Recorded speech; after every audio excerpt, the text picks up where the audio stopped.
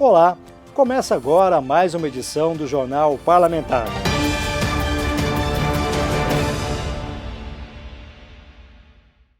O governador do estado, Eduardo Riedel, participou de reunião com os deputados estaduais para formalizar o valor e a destinação dos recursos das emendas parlamentares. A partir deste ano, cada um dos 24 deputados terá um montante individual de 2 milhões em emendas parlamentares, para destinar aos 79 municípios do estado. O governador Eduardo Riedel anunciou o pagamento previsto na Lei Orçamentária 2023 de 48 milhões em emendas parlamentares da manhã desta terça-feira, 18 de abril, na Casa de Leis.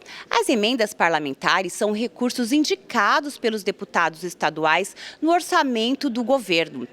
Cada parlamentar pode indicar a distribuição de 2 milhões para projetos que atendam às necessidades diversas da população, sobretudo as emendas da saúde. O governador destacou o aumento de 1,5 milhão para 2 milhões para cada deputado. As emendas são um instrumento importante para a sociedade sul-mato-grossense. O deputado é aquela pessoa que está na base, está conversando com as lideranças políticas da sociedade civil e conhecedores da necessidade específica de uma cidade, de um município ou de uma região. E as emendas, elas são o caminho pelo qual o deputado pode atender aquela demanda. E nós, nesse ano de governo, nós conseguimos aumentar esse valor de emenda para que cada parlamentar pudesse exercer a sua liderança e o seu conhecimento da região em relação às suas demandas. Nas novas regras para repasse das emendas, deve ser destinados no mínimo 60% dos valores para a saúde, o que corresponde a quase 29 milhões no montante de 48 milhões orçados para este ano. O valor é definido no orçamento que é votado num ano para o outro, né? É claro que deputado, como atende às bases, solicitações de vereadores, de entidades, sempre vai ter o pedido para aumentar mais. Aumentou agora no ano passado um pouco, já tem uma solicitação para ser discutido no próximo orçamento de aumento novamente. Isso é do exercício do mandato parlamentar.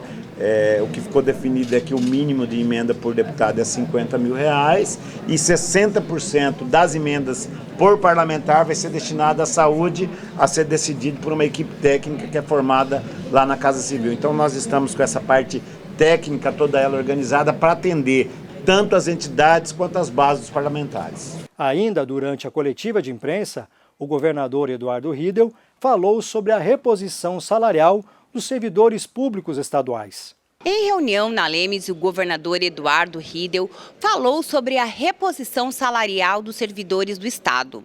O presidente da Casa de Leis, deputado Gerson Claro, do PP, disse que a Assembleia já está tratando sobre o assunto, que abrange todos os poderes. A reposição geral anual é um compromisso que eu tenho feito com as categorias, né? A data base de maio, ela é o momento onde ocorre essa reposição.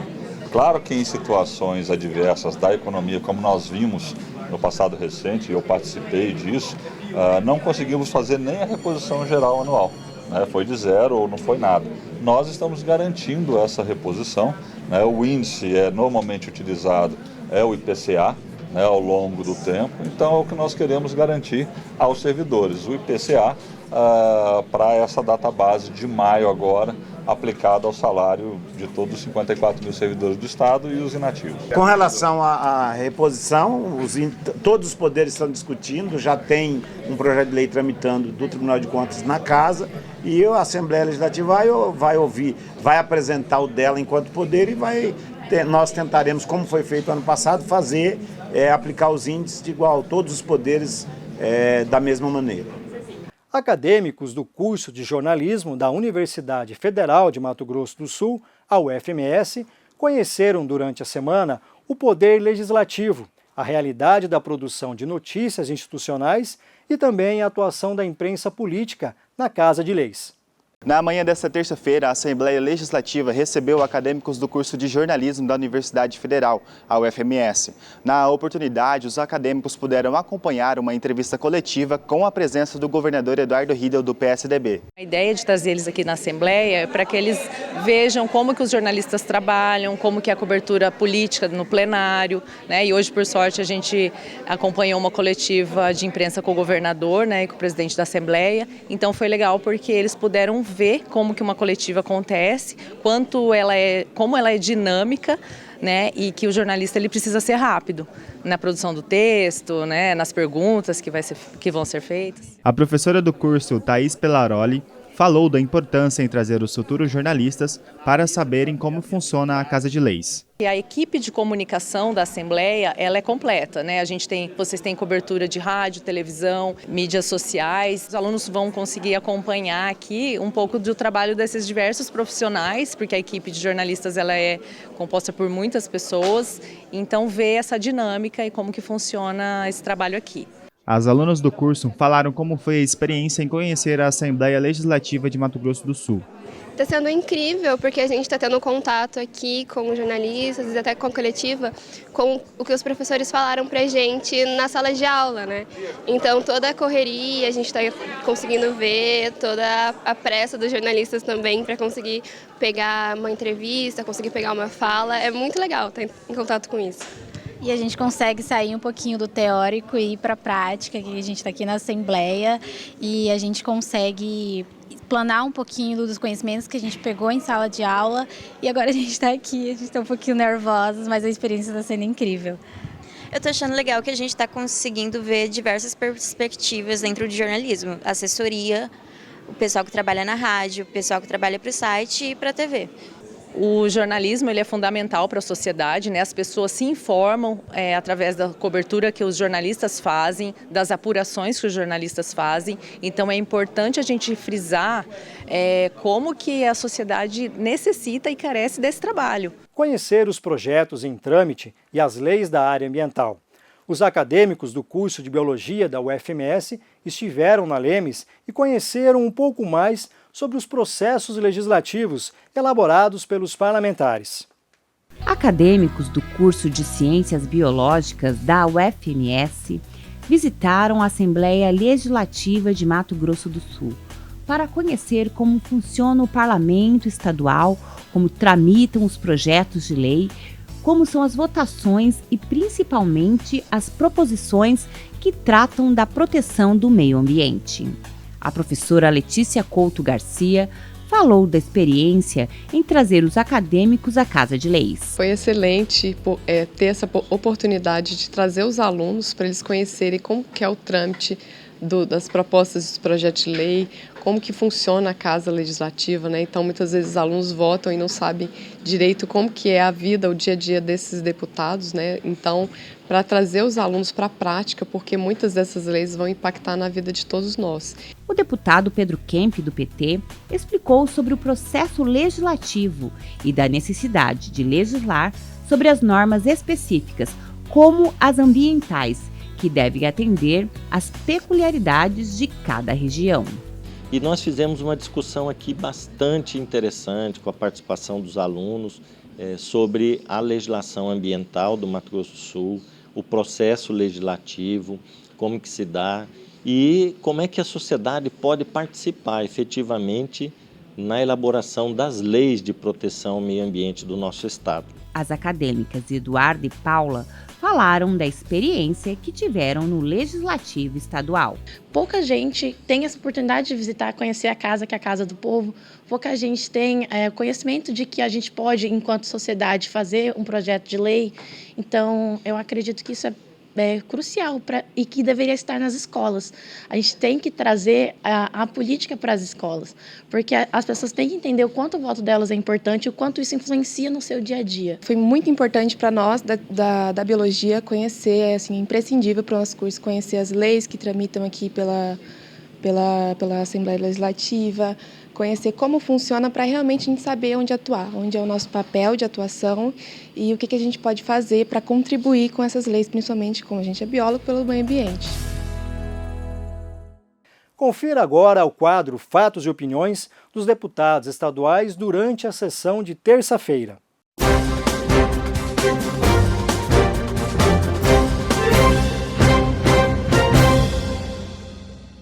Na minha visão, se o Pantanal ainda existe desde que o Brasil foi descoberto, ele deve exclusivamente aos pantaneiros de verdade que lá residem e preservam o meio ambiente. Talvez o deputado Pedro Kemp, com todo respeito e admiração que tenho por ele, mas ele deve não estudar muito geografia, porque uma das leis mais severas do mundo é a lei ambiental brasileira.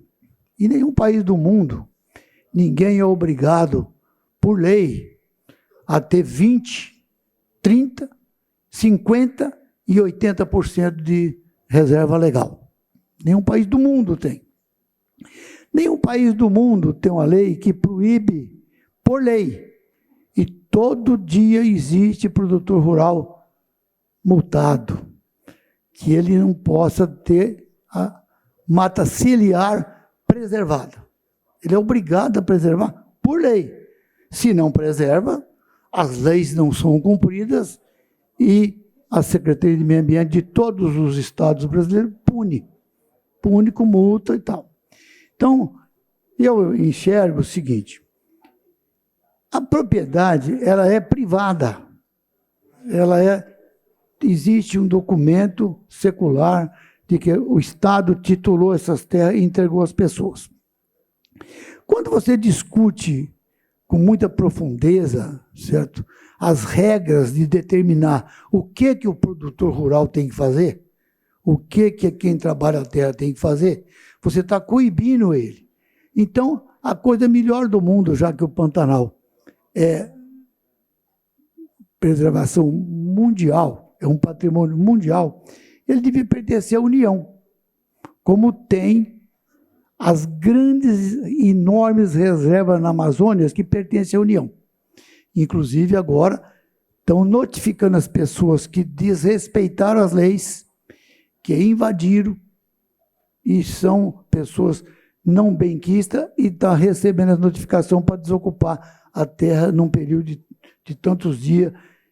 Mas lá já derrubou o mato, já plantou o pasto, então tem que desocupar lá 500 mil reses, e deram 5 dias para tirar.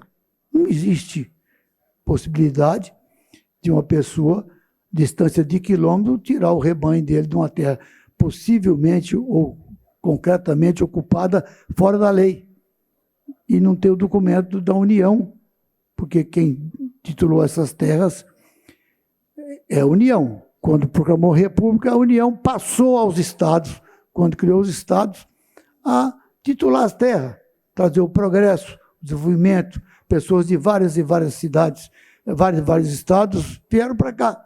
Nordestino, gaúcho, paranaense, paulista, vieram para cá desenvolver e crescer. E as leis existem para ser cumpridas. Agora, você não pode, na minha visão, com todo respeito que eu tenho ao deputado Pedro, que vir aqui discutir o bioma do Pantanal, porque aí você inclui vários e vários municípios que pertencem ao bioma do Pantanal, mas que não são Pantanal. Como é o caso de Cidrolândia, é o caso do Dois Irmãos do Buriti, é o caso de Jardim, é o caso de Guiaroba da Laguna, é o caso de Bonito, é o caso de Bodoquena, certo? São do bioma pantaneiro, mas não são Pantanal.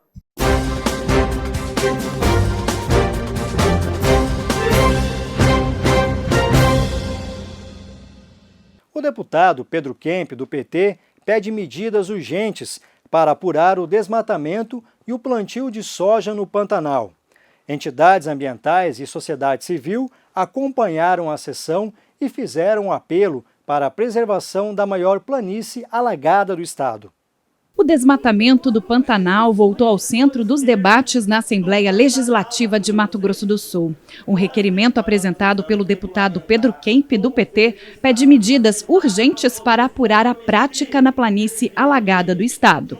Nós apresentamos hoje uma indicação para o Ministério Público Estadual e também para o IMASU, que é um órgão responsável pela fiscalização da legislação ambiental aqui no nosso estado, para que de fato possa verificar essas situações que estão acontecendo do plantio de soja no Pantanal e coibir ilegalidades.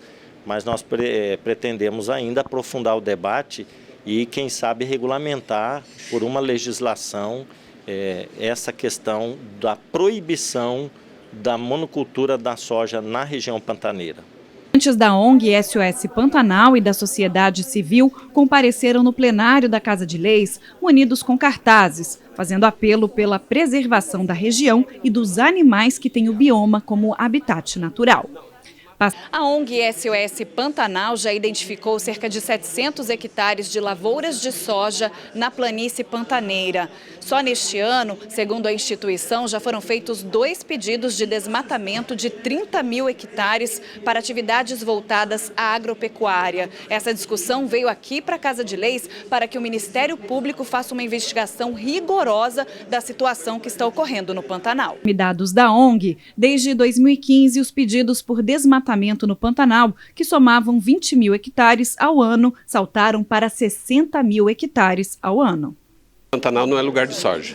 Esse é primeira questão a ser discutida. O Pantanal, a gente conhece ele pelos vários ambientes, tanto é que a classificação do Pantanal são 11 pantanais. Quando você instala uma atividade econômica, como no caso a soja, você vai transformar isso numa paisagem única.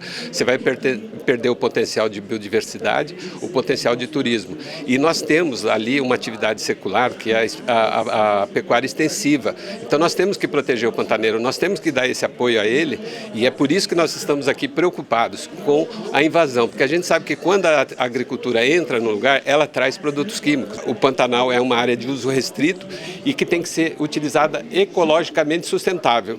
Ainda durante a sessão desta terça-feira, a preservação do meio ambiente no bioma pantaneiro foi tema de debate entre os parlamentares. Confira.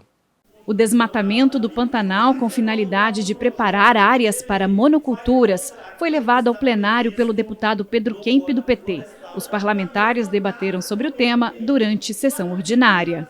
Nós temos que ir para águas mais profundas no debate.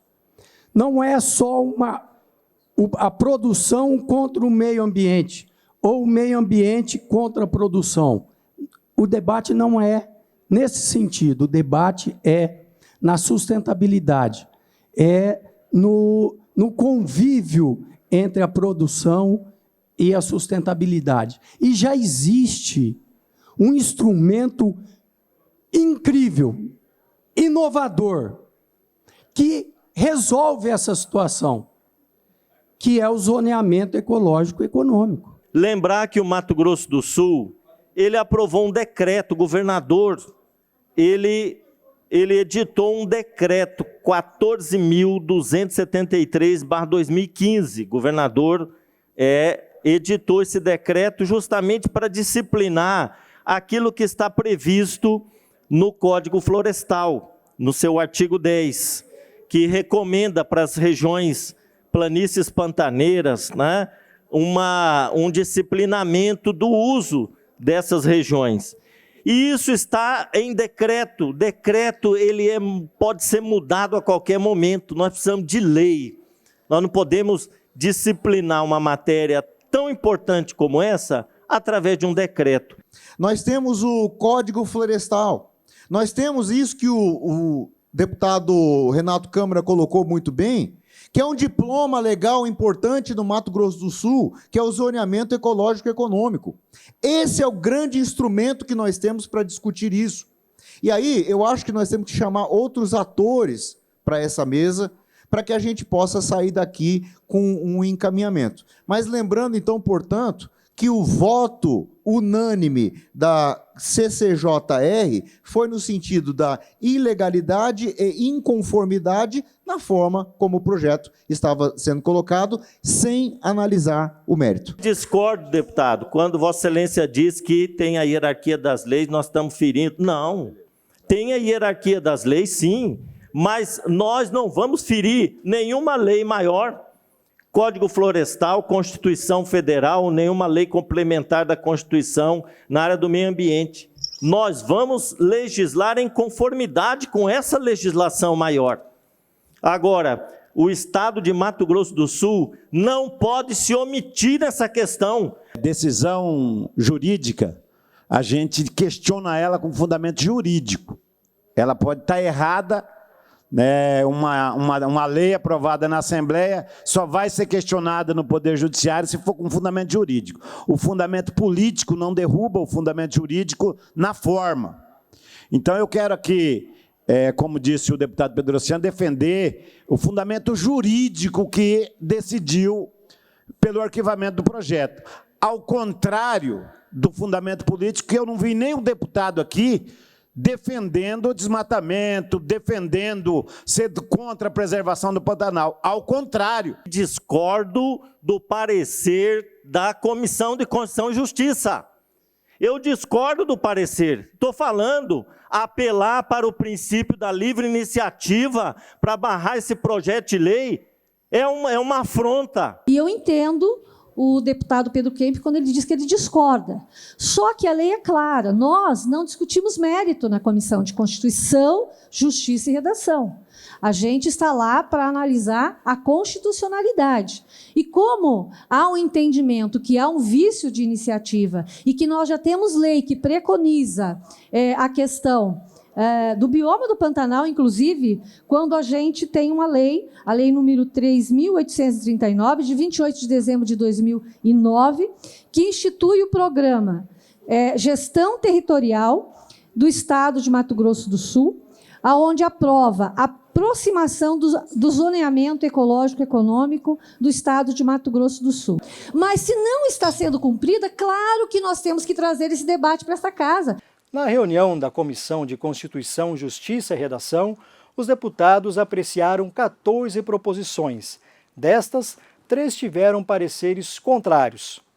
O grupo de trabalho da CCJR aprovou por unanimidade o parecer de relatoria do deputado Júnior Mock, do MDB, ao projeto de lei que estabelece o sexo biológico como único critério para a definição do gênero dos esportistas em competições esportivas profissionais em Mato Grosso do Sul. A proposta é de autoria do deputado Rafael Tavares, do PRTB. A constitucionalidade dele se verifica justamente, primeiro, porque a norma que estabelece essa questão relacionada ao esporte, que é do esporte, que é a Lei Pelé, ela não trata desse assunto. Aí coube, obviamente, a todas as federações, aos comitês olímpicos, disciplinarem a matéria.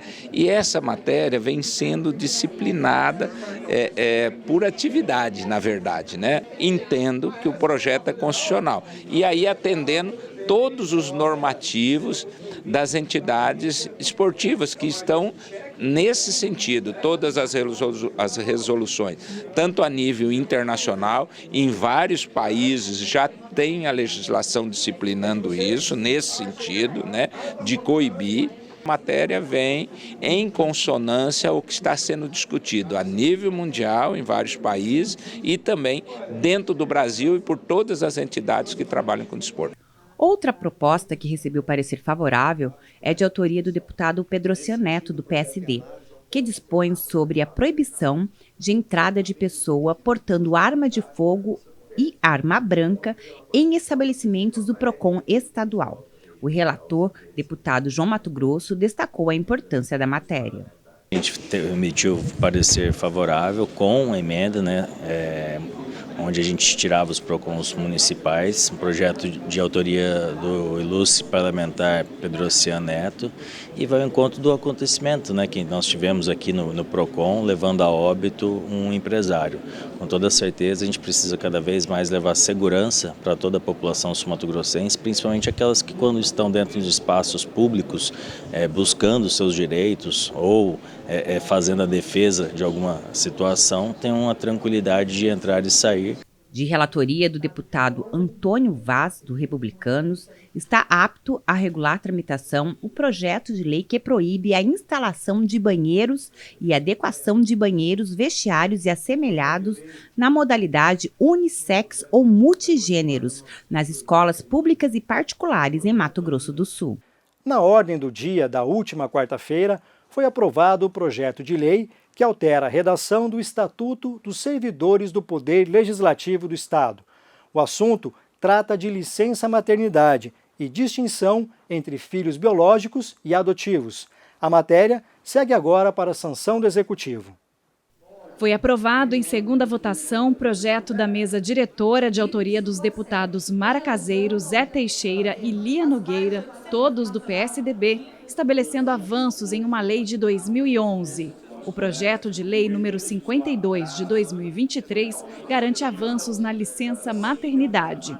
A nova redação do projeto estabelece que a licença maternidade comece a partir da alta hospitalar do recém-nascido e também acaba com a distinção entre filhos biológicos e adotivos. Conforme o texto, o mesmo vale para a mãe do bebê, que porventura tenha passado por processo de internação. A licença também terá validade a partir da alta. Antes ela poderia, por exemplo, pegar essa licença maternidade antes. Normalmente as mulheres que são mães biológicas, elas se afastam do trabalho no 8º, 9º mês da gestação. E com isso o tempo da licença ele reduz. E a gente já vivenciou muitas situações de que a maior problemática está sendo nós mulheres, e aí eu vou falar também como mãe, como profissional, quando você tem que voltar ao trabalho, aquele tempo da licença maternidade ele é muito curto para a adaptação da criança. Para você amamentar, às vezes a mãe tem que tirar o leite materno, reservar para aquela criança continuar tomando na mamadeira, introduzir, quer dizer, é muito difícil essa adaptação. E tem muitas mulheres, isso é fato, viu? Mulheres que deixam o trabalho, que abandonam o trabalho para poder cuidar dos seus filhos, para poder terem esse tempo a mais. De acordo com a deputada Lia Nogueira, os novos dispositivos acrescentados à lei vão garantir mais tempo de adaptação entre a mãe e o filho. Eu creio que é um avanço muito grande, vai trazer um acolhimento para essas mulheres, vai trazer uma segurança da criação desses bebês que vão conseguir se adaptar, porque elas vão ter muito mais tempo para poder fazer as adequações, as adaptações que nós precisamos num momento desse que é crucial na nossa vida. Confira agora o debate dos parlamentares no quadro Fatos e Opiniões durante a sessão de quarta-feira.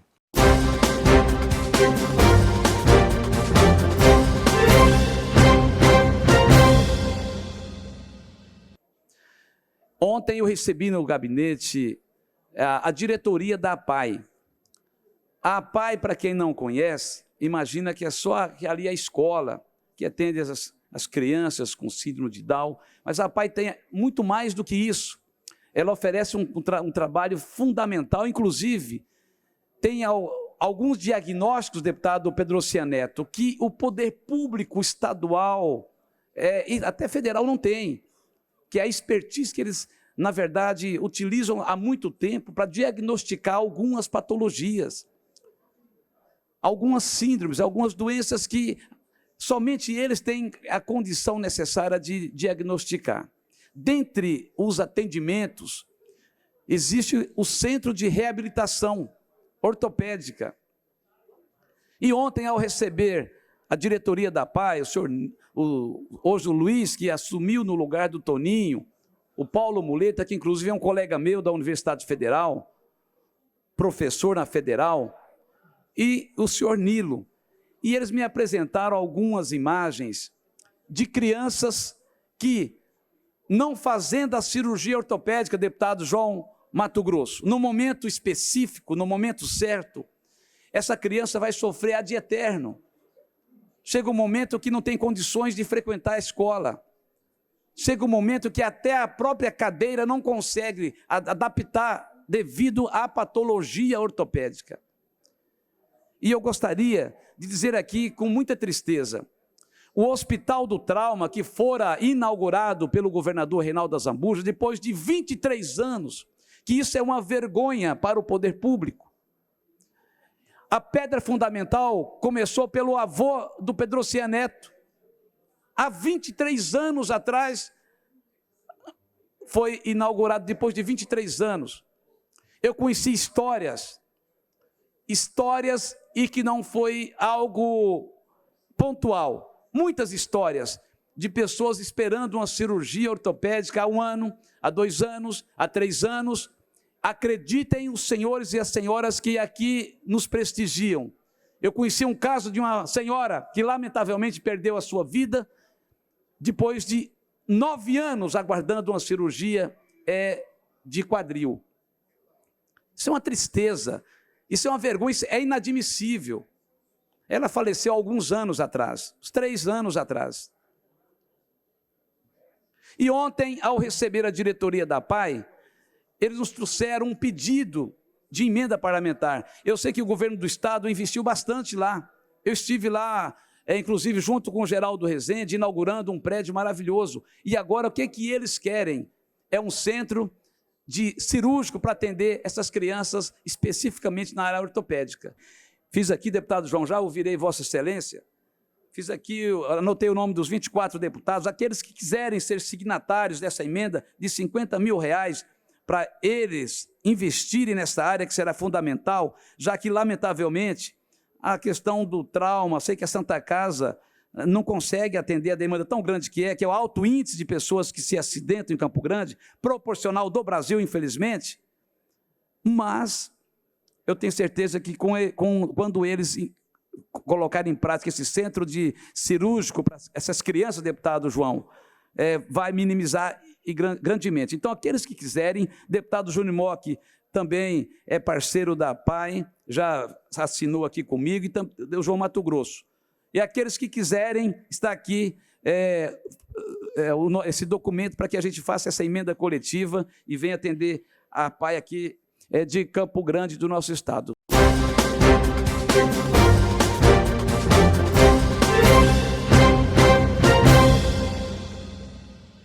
A situação rural, em face dos conflitos pela terra em Mato Grosso do Sul, foi tema de debate na tribuna da Lemes.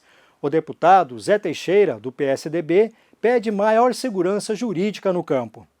O deputado Zé Teixeira, do PSDB, falou durante a sessão plenária desta quarta-feira, 19 de abril, o impasse de décadas dos conflitos entre produtores rurais e indígenas. Você vê o produtor rural desanimado, sem poder de investimento, sem certeza se ele é dono ou se não é dono, de um título legítimo que ele recebeu do Estado, e o índio sofrendo a mesma coisa, sem ter nada que possa proteger, nada que incentive a produção, nada que melhore a saúde dele, nada que melhore a vida dele. Quer dizer, é uma discussão tola, porque não melhora a vida de ninguém e dá desânimo para todo mundo, para os índios e para o setor produtivo. O parlamentar ressaltou ainda que o diretor da FUNAI, o Dr. Luiz Henrique Eloy, vai acionar o corpo jurídico para resolver essas questões. Se é necessário um corpo jurídico, é porque as coisas que estão lá têm que ser decididas pelo judiciário e não da forma que está aí, através da força que é invadir as propriedades.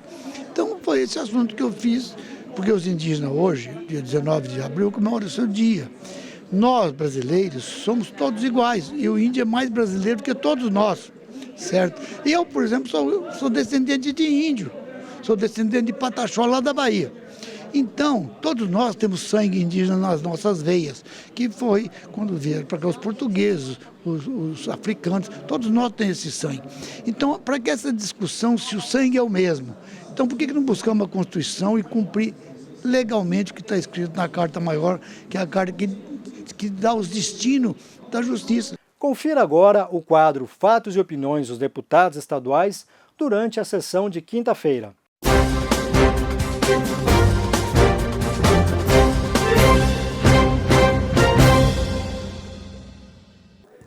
Eu venho fazer o uso dessa tribuna, na verdade, muito triste em ver que uma situação está acontecendo no município de Dourados.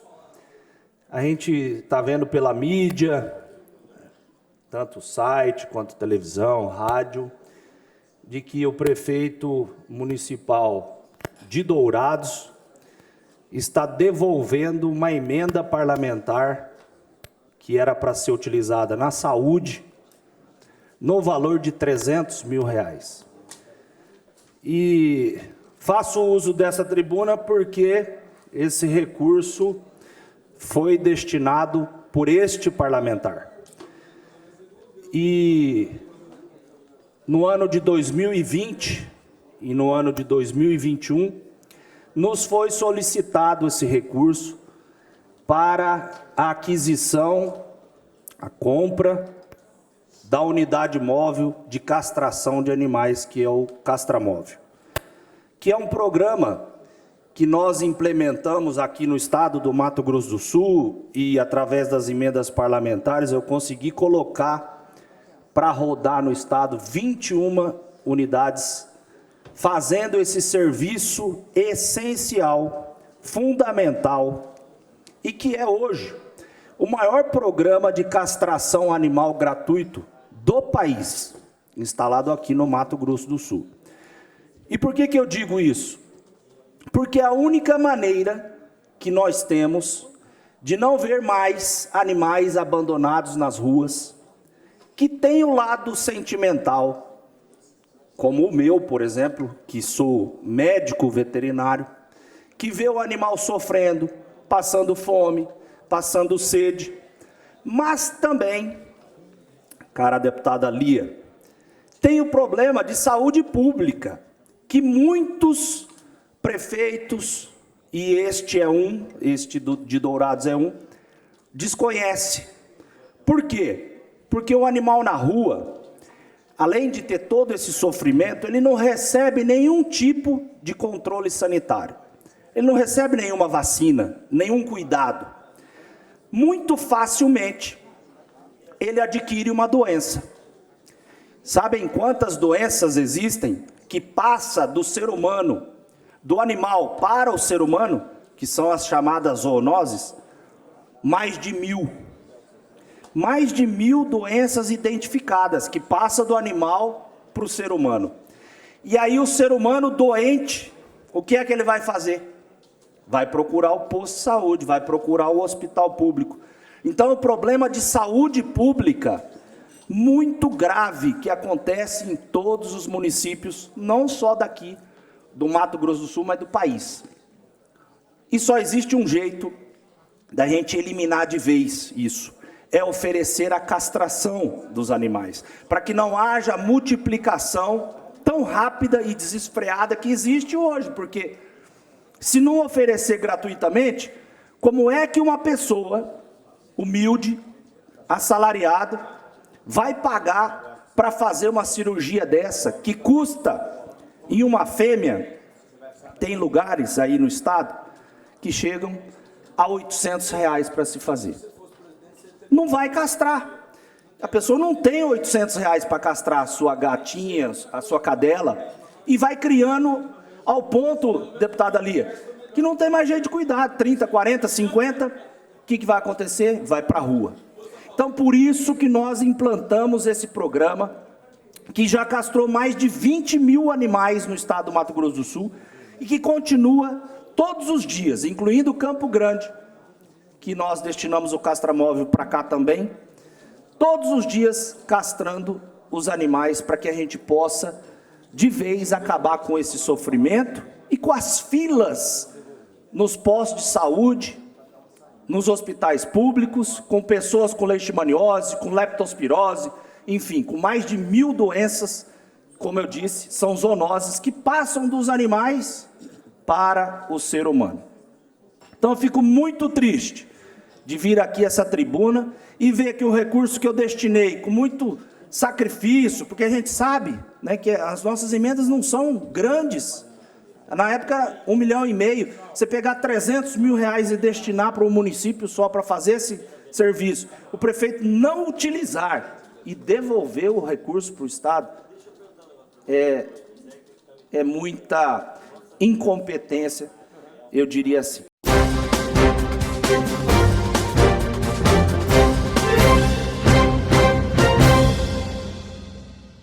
Abril é o mês de conscientização sobre o transtorno do espectro autista.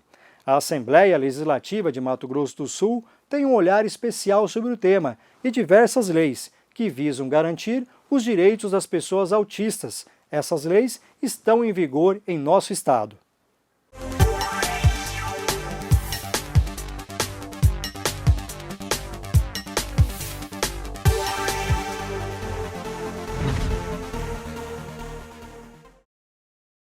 Em abril, o mundo inteiro dedica sua atenção à causa do autismo.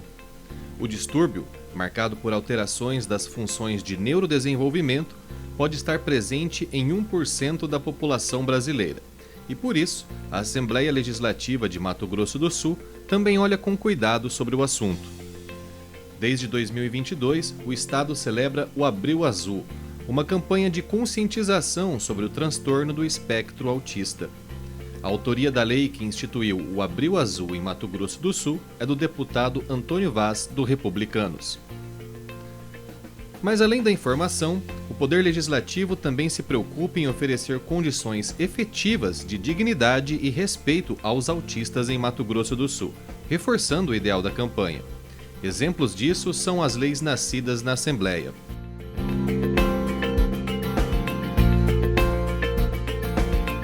A Lei 4.770 de 2015, apresentada pelo deputado Professor Rinaldo, possibilitou a criação de centros avançados de estudos para capacitação de educadores das redes pública e privada de ensino no Estado. E a Lei 5.614 de 2020, do deputado Antônio Vaz, faz o mesmo, mas a respeito dos centros de apoio educacional para os alunos com esse transtorno. O deputado Neno Razucchi também é autor da Lei 5.842, de 2022, que estabeleceu diretrizes para o atendimento multiprofissional de pessoas autistas. Essas leis são fundamentais para o trabalho desenvolvido pela Associação de Pais e Amigos do Autista, a AMA, em Campo Grande. O tratamento multidisciplinar para criança com transtorno do espectro autista, adolescente e adulto, ele é essencial. Sem esse tratamento, a gente não consegue avançar nem no diagnóstico e nem na evolução da criança com espectro autista. A AMA foi a primeira do Estado a iniciar, através de um grupo de psicólogos, de estagiários da FUCMAT, e desde então a gente tem feito muitas intervenções e através de buscas dos pais, das mães, das crianças, a gente sempre tem estado atento a tudo que venha acontecer dentro do mundo do autismo.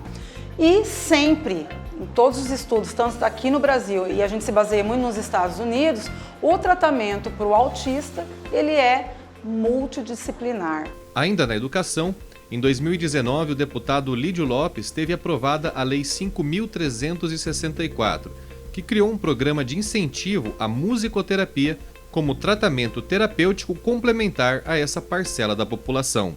Eu me sinto honrado porque eu recepcionei aqui a associação que cuida realmente dessa questão do transtorno do espectro do autismo, e nós podemos apresentar esta lei e ver que ela vai trazer um grande resultado, que é a musicoterapia nas escolas, para que a gente possa fazer um acompanhamento melhor e evoluir cada vez mais no acompanhamento dessas pessoas. Tendo em vista o grande aumento hoje dos portadores do TEA, é o transtorno do espectro autista, e essa música ela veio implantar, esse projeto ele veio implantar musicoterapia nas escolas. Outras leis estaduais que devem ser lembradas nesse Abril Azul são a Lei 5.054 de 2017, do ex-deputado Paulo Ciuffi, que determina a prioridade ao atendimento de pessoas autistas, a Lei 5.192 de 2018 da ex-deputada Antonieta Amorim, que criou o cadastro da pessoa com transtorno autista, e a Lei 5.609 do ex-deputado Marçal Filho, que inclui na cédula de identidade a condição de autista, além da Lei 5.863 de 2022 do deputado Lucas de Lima, que veda a limitação de consultas e sessões de fisioterapia, fonoaudiologia, terapia ocupacional e psicoterapia para o tratamento do transtorno. Para finalizar a nossa reportagem, fechando com chave de ouro, a Stephanie, que está aqui comigo, vai tocar a Estrelinha da Marília Mendonça, é isso? Marília Mendonça com a banda que ela gravou muitos anos, e ela foi uma grande cantora. Hoje a minha morada, minha casinha, ela mesmo tão de longe, tão pequenininha, muitas vezes mostrei pra você.